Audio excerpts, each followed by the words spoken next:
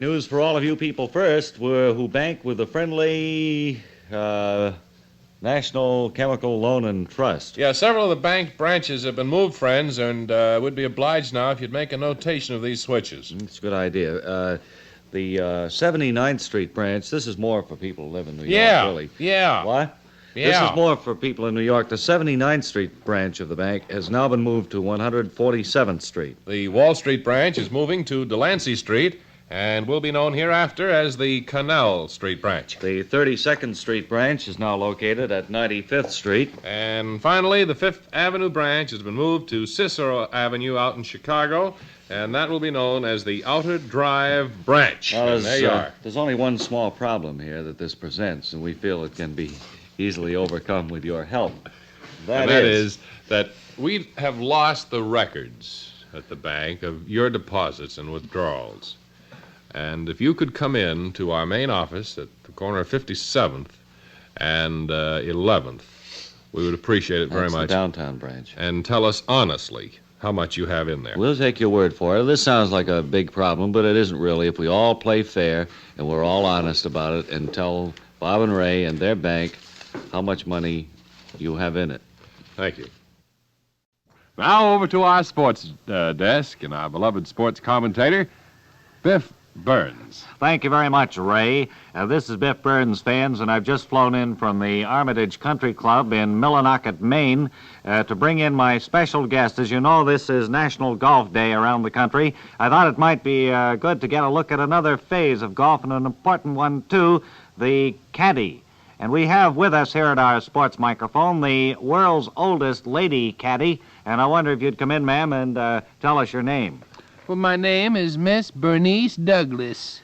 Miss Douglas, you've been caddying now for some 38 years, almost as long as golf has been popular in this country. Oh, well, golf has been popular, excuse me, for longer than 38 years. But it was certainly just starting to grab onto the fancy of the person who had more leisure time, in order that he could probably, with the increased leisure time, get to the golf course, and thereby, with leisure time, to, What prompted you to become a caddy in the first place, inasmuch as that job had been handled by boys or men up until the time you entered the field? Well, there was, with increased leisure time, you found that there were more people going out on the golf course, and they were paying caddies to tote around their golf bags and so forth, and I was a strong lady. Have you ever had any unusual experiences on the golf links as you've carried the bags for some of the world's top players?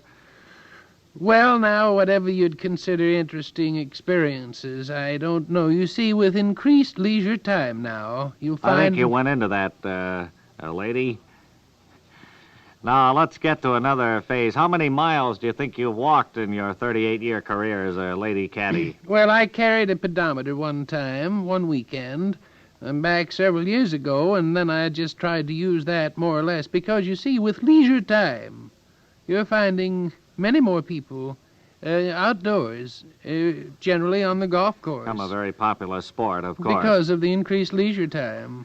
And the pedometer that I carried showed that I walked over 30 miles one weekend. Have you ever caddied for any famous golfers, like Bobby Jones or anyone we've... The most famous golfer I've carried is Mickey Rooney. Of course, he was small. For all of the young girls listening into our sportscast today who may hope to grow up and become lady caddies, can you give them any advice? Well, I'd say now's the time to start when you're young. Get to know the different golf clubs, get to know what clubs are to be used in certain times, get to know...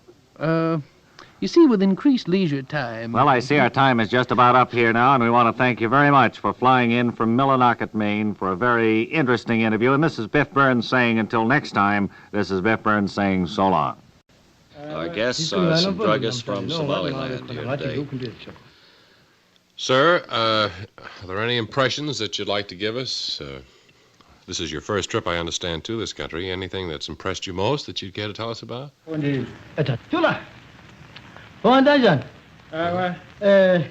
Well, I think that impresses most people, don't you, Bob? Yes, I think it does that in the scenery, of course, which is unusual to you gentlemen, I'm sure.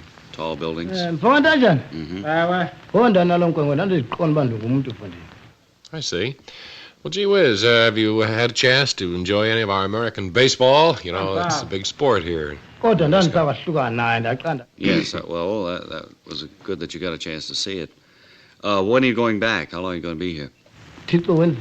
Wednesday? Uh-huh. And have you tried our American hot dogs and hamburgers and things like that?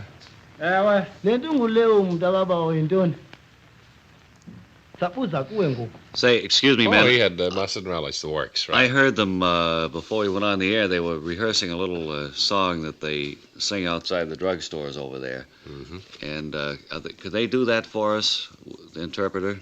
It's kind of a chant almost. I don't know whether it's to drum up business or what for. Well, let's listen to it. Go ahead, fellows. The microphone's all yours. That's it.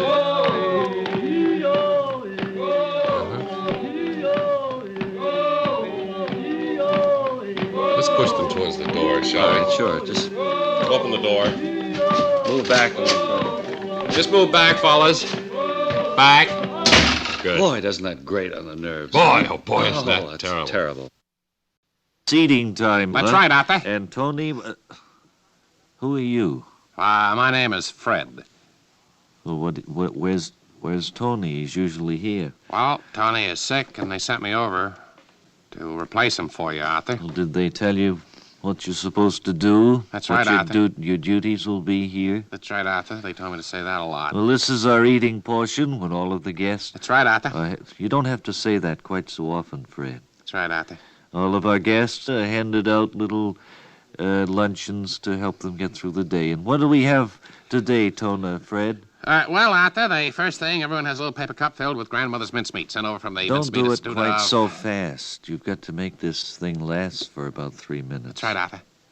If I were you, I wouldn't say that too often, fella. I've been on the show a long time. You're All gonna right. get in trouble. Yeah, now stop. That's right, Fred. Arthur. I'm sorry. They also, for each and every member of the audience here, earmuffs from the Earmuff Institute of North America. Earmuffs. That's all right for a chilly day, huh? That's right, Arthur. And also, there's How about some... Do we have any little paper cups of coleslaw? No, we don't, Arthur. They were supposed to come, but they didn't get here, Arthur. That's right, Arthur. Arthur, that's right. I told you once, and I'm not going to tell you again. You don't need to keep saying that's right, Arthur. You just say it once in a while. That's And right, everybody gets a pair of socks. Is that right? that's right, Arthur. Everyone gets a pair of socks, and they're all through the courtesy of somebody here. All right. Well, Can't let's make have out the a... handwritten notes. Okay, let's have a little bit of music or Paper something bag. while we all... Don't leave Don't those forget. wrapper... I was Arthur, don't going to forget to tell make- them about the paper bag. That's right, Arthur. You don't need to remind me of things because I have it all down here in notes. They'll all get a paper bag to take home there. And don't forget Food. to tell them not to put anything on the floor, Arthur. Already have told them not to put anything on the floor. But I mean, Now, they... you just go over there and sit down. Happy to welcome back today, and especially with the additional network affiliations that we have, the Regional Coordinator of Interbureau Administration for the Northeast States, Clyde L. Watney, or HAP as he is known to us here. HAP, it's a pleasure to see you again. Like, first of all, Bob, I want to thank you, your employers, and the entire network for making this time available to me and my office absolutely free. HAP, I know a great many things have taken place down at the Interbureau Coordination Administration Yes, since we've seen you, and I wonder if you'd bring us up to date a little bit. Well, as you know, we have an office here in New York. We have a field office in Rutland, Vermont, and we cover the 6 New England states, Pennsylvania, and Indiana. And it's our hope to be opening shortly field office in Muncie, Indiana. I'd like first... Excuse me. Go ahead. No, you go ahead. You still have quite a sizable number of men in the field reporting in on a weekly or bi-weekly basis. I wonder if you'd tell us how the cooperation with your administrators in the field has been. The cooperation has been excellent. However, the morale at my office is at a low ebb. As you know... Would you like me to hold that ice cream cone for you? No, this is all right, thank you. All right. As you know, We have not had any money forthcoming from Washington. We've been functioning now for over a year. So that when I get into the office on, well, say Monday morning now, I'll get these shifty glances from all the employees because they haven't been paid in over a year. I've made several trips to Washington to find out who my immediate supervisor is. Nobody seems to know. Well, you're still working on the basis of Army directives, isn't that right? We have one office here, and in it we have about 12 folding chairs, one desk, a phone, and a complete list of Army regulations. Now, that's the only book that we have to go by. Well, in other words, you haven't been able to get any satisfaction. Go ahead. I haven't been able to get any satisfaction down in Washington as to where the money's going to come from. Well, I can imagine that there should be a little bit of... I'm an optimist at heart, and because of that, I've gone ahead and leased 4 more floors in the building where I am, and have taken on 250 more employees who will be typing the records that our field men will be bringing in from time to time. And you're still coordinating, collating the records, sending them on to Washington on a regular basis. Sending it on to Washington on a regular basis. So that they will know what you're doing. All know what we're doing down there. All right, sir. Well, thank you very much for bringing us up to date, and anything further that you have to report, make sure that you bring it to us first, will you please? Clyde L. Watney of the Interbureau Regional Coordination Administration for the Northeast states, Pennsylvania, and Indiana. Let me have 15 cents to get home. Are we going out to Hollywood first today for those rushes that we promised to show? We are going to show rushes? Well, we sent Ballou out there to the set. It will mean work for all of us, I suppose. Yeah, to the set of a new motion picture. Oh, who's been playing with these earphones? You know, when we call in Wally Ballou, we have to put on earphones to hear what he's saying at the other end, and gee whiz, it's caught my wig. And now it's on sideways. That's terrible. I hope members of the studio audience will not be too shocked. But the part goes from your left ear right over to behind your right ear. How do you like that? I ran out of spruce gum this morning and had to use spearmint. Now on to Hollywood and Wally Ballou. This is what? Wait a minute. Is that right? Is everything right? Let's try again, Master Control, shall we, to Hollywood and our correspondent, Wally Ballou.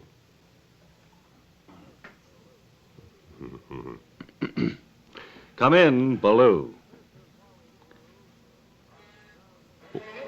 This is Wally Ballou on Sound Stage 7 at Repulsive Pictures, where rushes for the new film The Proud and the Pooped are about to be run off. I'm speaking here with the star of the picture, Rock McGurk, who is just about to film the final scene. Is that right, Rock? That's right, Mr. Ballou. This is the barroom fight scene. That's right. And we're going to see some of those breakaway chairs in action. Well, I think might be of interest to your listeners that I perform in these actual fight scenes. There's no seconds or anything like that. We just don't have any... Alan Ladd and I both fight each other here. Let's see. Who comes out the victor? Alan Ladd. He does, eh? It's a pretty good fight, and it lasts about 2.5, 3 minutes. And he hits me with a pitchfork handle. Well, then he would end up in the role of the Proud. Is that right? And you? Well, we're both pooped. But he has more pride than I have. Well, I see the director calling for attention over there, so we'll just stand by. Attention over here. Watch for the I want attention. Final scene. This is the fight scene, scene 1150. Take 2. Sound. Sound. Quiet on the set. We're rolling. Roll 'em.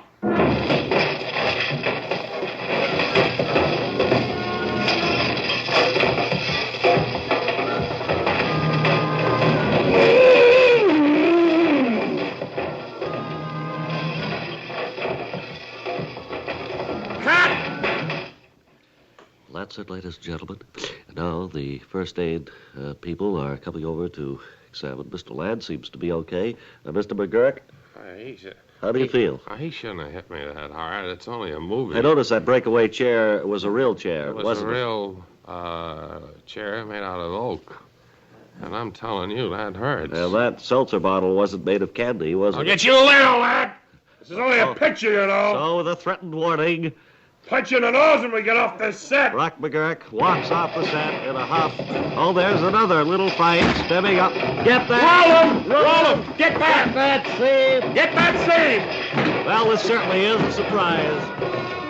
And from the set of Repulsive Pictures, Wally Ballou returns you to Pop and Ray. Thank you. Back here in New York. That was very exciting, wasn't it? We have a little surprise planned for today. The two people all set in opposite studios, Ray. Mrs. Worley and her brother, Mr. Worley, whom they haven't seen. They haven't seen each other for 67 years.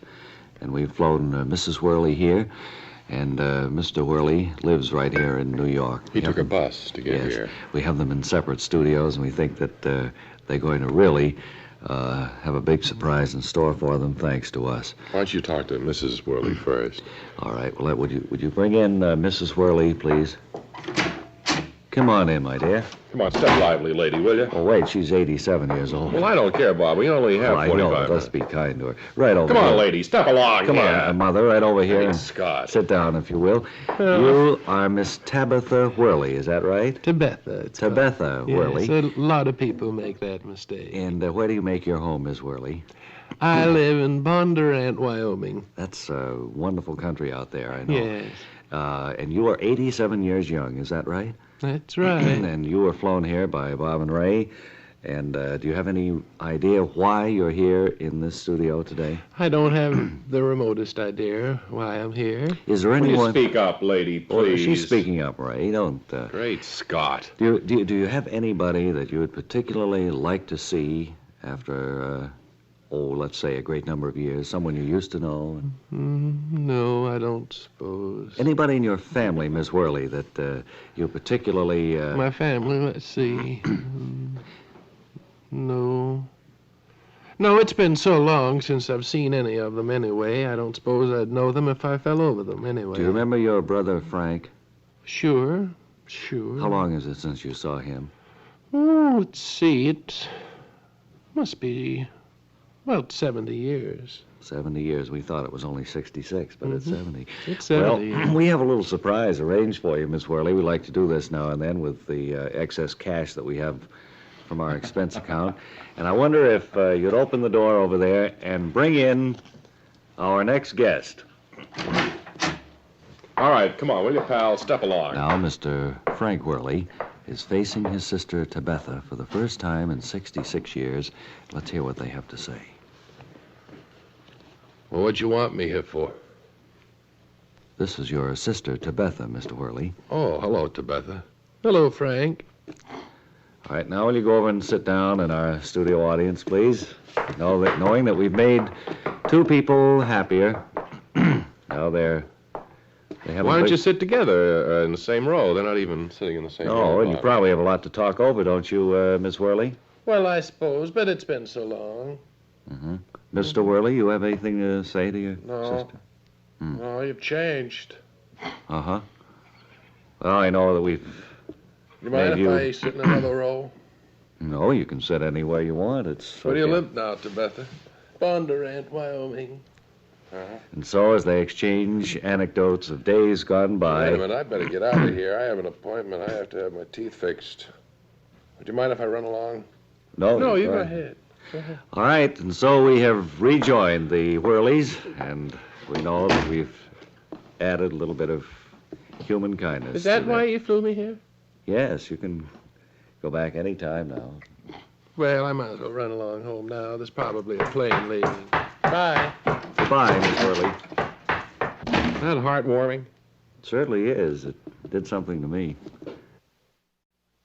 Well, our Bob and Ray staff has been busy on fall features for the past week, and one of those which you have requested most is the Webley Webster book review, which, of course, has been quite popular in the past. And, Webb, I'm looking forward to a fall and winter of great books brought to life in vivid description by you on these weekly visits. You put it real pretty, Bob. Well, as you know, in the fall season, most of the publishers go to work. They get out a lot of books in the fall because people are back inside the house and they read. Webley suggests that people in the fall are ready to settle down and read a good book now and Oh, then. Bob, you don't have to translate for me. Well, I People thought- know what I'm saying. Thought maybe it was a little difficult for some of That gets them. my goal. I don't know if I've ever told you that or All right, not. well, I won't do But every that. time I say something, you say, what Webley means to say, ladies and gentlemen. Well, all right, I They won't- know what I'm You're saying. taking all the time now. Let's get... What book have you got to review for this week? The Fanny Farmer Cookbook. Mm-hmm. This then would have to do with food, and what recipe do you like best about... Well, there's so many wonderful recipes. I think on page 20, though, is the most interesting part of the whole book. Uh-huh. This ship is at sea for about 4 or 5 days. And as we look in on them... Ship at sea in the Fanny Farmer Cookbook? That's right. You sure you have the right book? You're reviewing the right one? Look, you mind your business and I'll mind mine. But I see the On page Webley 48. Webster players over there. What are they... They're here to dramatize what I think is the most interesting part of the book. Sort of They're to gonna whet your dramatize appetite. a cookbook, huh? Well, I that's don't what I'm remember going to seeing- do. All right. Page 48, then. It's shortly after 4 bells, and the ship's at sea for about 8 days. And we look in and... You sent for me, Captain? That's right, matey. Take a look at this here chart. Why, sir, you Where? got the chart upside down. Why, you... Oh. You'll keep a civil tongue in your head when you talk to the good captain of this tub. Begging your pardon, Captain. I just took a quick glance at the chart there. I want you to take a good look at this chart, matey, and tell the captain where we are. Well, if it were me, sir, I'd say we're about 200 miles south of Hatteras, sir. What do you mean, if it be you? What kind of lingo is that to say to the good captain? Well, you ask me, Why, sir, well... you- Oh. Get up off the deck, matey. Try to keep a civil tongue in your head. Now then, Begging your pardon, sir. what be we have to eat? Well, we got some corned beef below, sir. A bit of blood pudding. And some pilot crackers. Why, you... Oh. That's no bill of fare to recite to the captain, mate. Now get ye out of here. Aye, sir. So, that's Wow. pretty exciting, Oh, isn't it's it? exciting. Yeah, but That's the Fanny Farmer Cookbook. Get it at any bookstore, I guess. Very great pleasure for us to welcome another great baseball figure to our Bob and Ray booth this afternoon. One of the great first basemen of all time with the old Highlanders, I guess That's right, it was. the old Highlanders, And Bob. later manager, Frankie Papp. Frank, it's a pleasure to have you in here today. And I Pleasure wanna- to be back, and I would like to say that I enjoyed that anecdote very much. They tell me, It Frankie, reminded you've got me quite of a few great, anecdotes of your own. Great many anecdotes. I have found through the years that baseball anecdotes go down through the years. In That's other right. words, if it happened to happen a double day in 1890, it's sure going to happen to Walt Dropo in 1955. Well, I guess that stands to reason. Frankie, tell us what you remember as one of the most maybe embarrassing moments you ever had on the playing field. Well, it's an anecdote much like Leo told here recently on your program. And it was the first day I was in the big leagues. I come up to bat, and the first time up, I was a little shaky up there, and I was a little slow on getting signals at the time. I was trying to remember them. It was my first day. I remember the third base coach would tip his hat. That meant something. And Sure. the first baseman would bend over and pick up a stone. That meant something. That's right. And so forth. Go ahead. There you were, Oh, standing up there and and, trying to remember the signals and trying to figure Well, out. I was up at bat. I swung left-handed. And the pitch out there in the mound, I don't know if you remember him. No, I don't, but go ahead. And he was out there, he wound up, and they let them come in there. I could hardly... Well, in fact, I couldn't see it. Uh-huh. And the stands around me, send the bump back. Kind of trying to rattle you a little bit, Frankie, huh? That's right.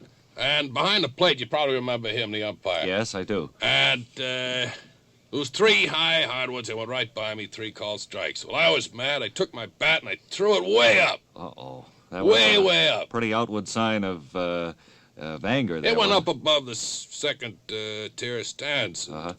And the umpire said to me, young man, I was a young man then. Sure. He said, young man, if that bat comes down, you're out of the game. Well, there's a real baseball story, if I ever heard one. And I know that you've got a lot more, Frankie Papp, but it certainly has been nice talking to you. It's been swell. And that'll go into the annals, I'm sure. Thanks for dropping by. Will this be buried in Washington? Hey, hold everything, friends. That's right. Stop whatever you're doing, because this time I think the makers of Bob and Ray stuff have really done it. I know they have. They have added another to the list of things you can be immune to. Now, you can be immunized to typhoid, typhus, and a host of other diseases, but now, thanks to you-know-who, you can get diplomatic immunity. You heard right. Now you can get diplomatic immunity. Now, a lot of you probably are saying that diplomatic is not a disease, and you're right, it's not. But did you know that all diplomats from foreign lands are immune from income tax and such other legal scourges as parking and speeding tickets and prosecution for a wide assortment of other petty crimes? Well, that's to say, upon presenting the credentials of their respective countries, they cannot be arrested or detained in any way. Great, huh? Well, how have we, two lovable but uninfluential radio broadcasters, gotten such immunity? And how can we offer it to others, you're asking? And well, you might. We've gotten it through the simple expedient of setting up our own country on a small island just outside the legal limits of the continental United States. This country we've named Transylvania because up till now it was only the name of a fictitious country used in Dracula pictures. Therefore, it sounds familiar, and most people think they know where it is. We've also set up a Transylvanian embassy in an old store in the low-rent district of our nation's capital, Washington, D.C. Our application is in for UN membership, and we're thinking of joining the Cold War on the side of the free world. So you can see we're really in the diplomatic swing of things. But now, what other benefits accrue to those having our diplomatic immunity other than living in a state of mild lawlessness, responsible only to Transylvania, which couldn't care less? Well, the benefits are many. First of all, your name is put on the mailing lists of all the more popular countries, so that you are constantly being invited to important diplomatic functions and lavish embassy parties. You get to meet hundreds of interesting people, travel around the world, all expenses paid, to look at dams, roads, and other monuments to progress. Not only that, but Transylvania has applied for and may be the recipients of generous foreign aid. The money to be used to build a giant hotel, cabana club, gambling casino on the island. This will be used for you and your loved ones should you, by abusing your privileges, be expelled from the United States. With your Bob and Ray immunity kit, you get free of charge, besides your passport and other official-looking documents, a set of diplomatic license plates with the abbreviation DPL. A book on protocol with chapters on bowing and scraping, cheek kissing, heel clicking, and Yankee baiting. A sash to wear with the formal clothes you'll have to buy in Transylvania's national colors. Persimmon, burnt umber, and cerise. Do you like them? Finally, a collection of bright, shiny medals, including the coveted Order of Count Basie. Now, we still have a few legal loopholes to plug up on this thing. Like possible loss of your American citizenship? However, we have every reason to believe they'll be cleared up and cleared up soon. So, we're taking applications now. If you're interested, simply write on a card, "Make me immune, Bob and Ray," and mail it to Transylvanian Consulate, New York. That's Transylvanian Consulate, New York. What, officer? We're coming.